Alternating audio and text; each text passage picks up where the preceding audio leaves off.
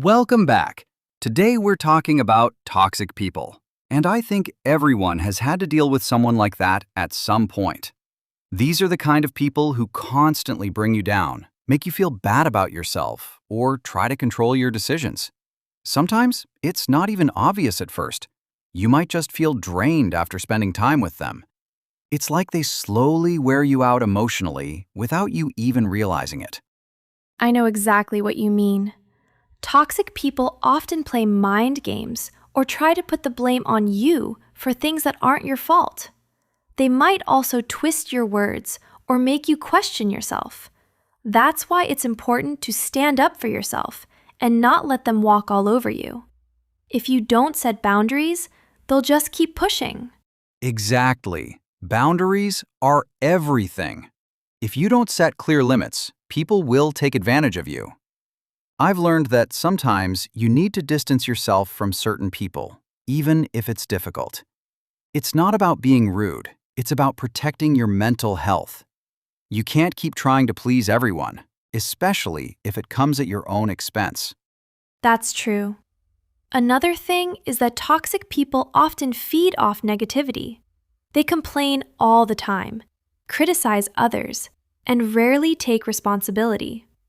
If you're not careful, that energy can rub off on you. You might start thinking the same way without noticing.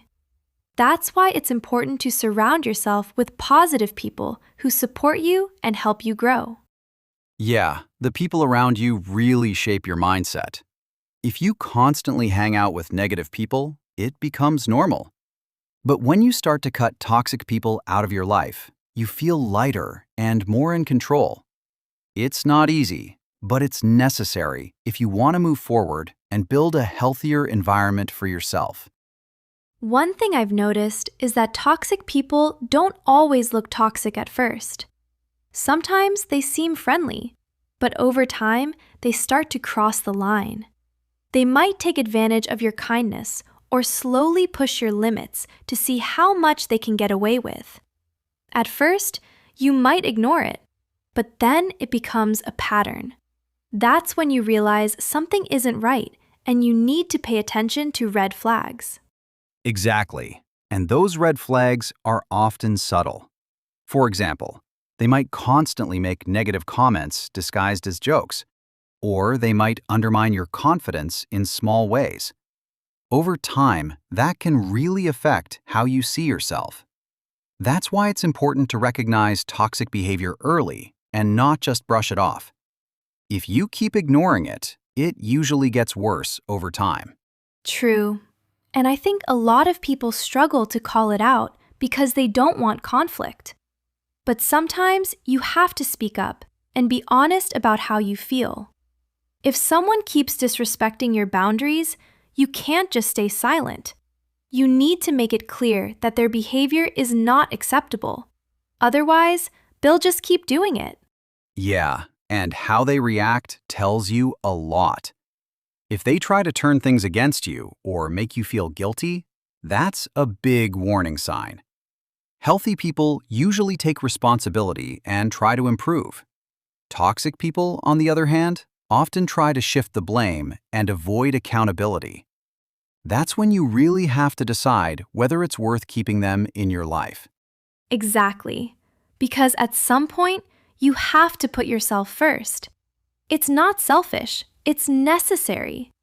If someone constantly drains your energy and affects your well-being, you have the right to step away. Letting go isn't easy, but sometimes it's the only way to protect your peace and move forward.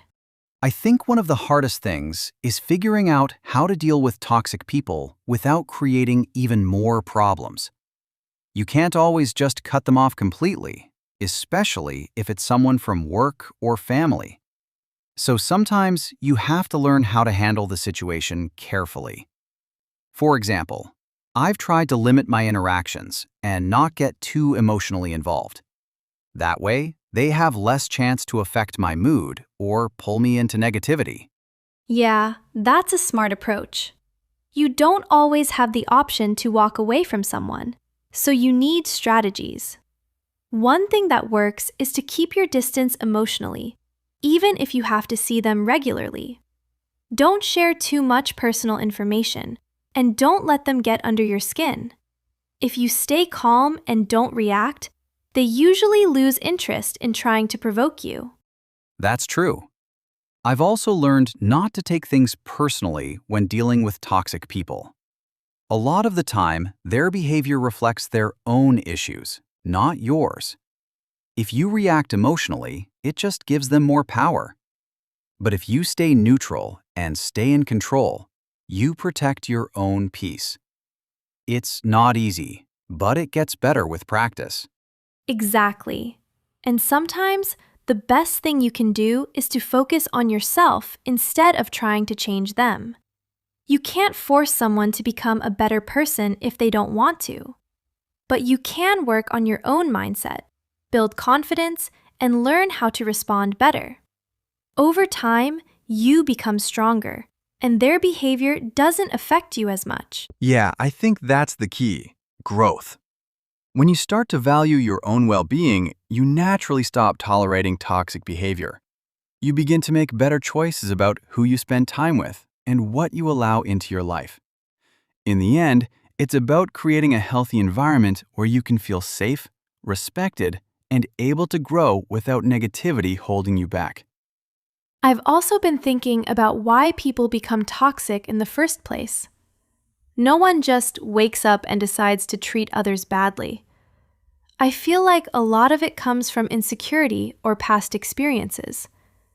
Some people might have gone through difficult situations and never learned how to deal with their emotions properly. Instead, they take it out on others or try to bring people down to feel better about themselves. Yeah, that's a good point. Many toxic behaviors come from unresolved issues. People who constantly seek attention, put others down, or try to stay in control often struggle with their own problems. But understanding that doesn't mean you should tolerate it. You can show empathy, but still set firm boundaries. It's important to separate understanding from accepting harmful behavior. Exactly. Empathy doesn't mean you have to put up with everything.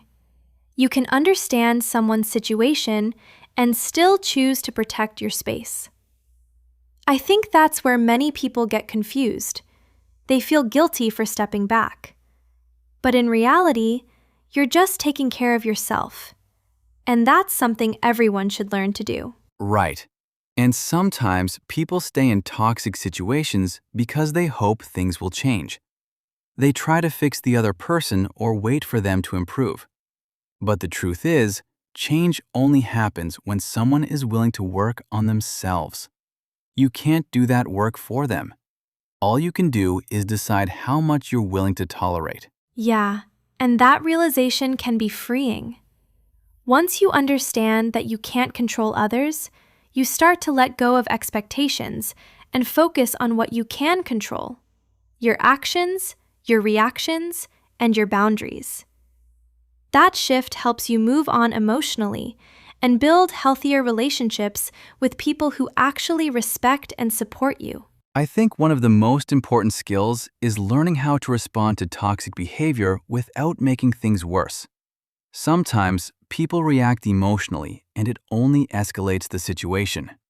I've noticed that staying calm and choosing your words carefully can really help.